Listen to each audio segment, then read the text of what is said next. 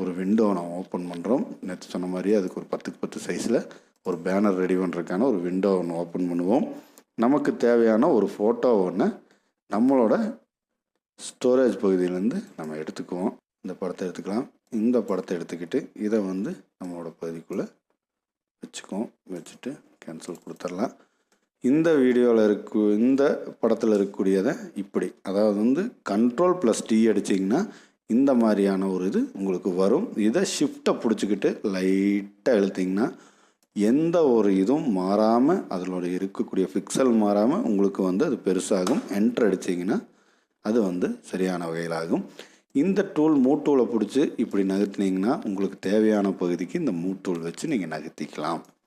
இன்னும் இந்த மூவ் டூலில் என்ன பார்க்கலாம் அப்படின்னா, Ctrl+T கொடுத்துட்டு நீங்கள் கண்ட்ரோலை பிடிச்சிக்கிட்டிங்கன்னா இதை எந்த திசையில் வேணாலும் 3D எஃபெக்ட்டுக்கு நீங்கள் மாற்றிக்கலாம்.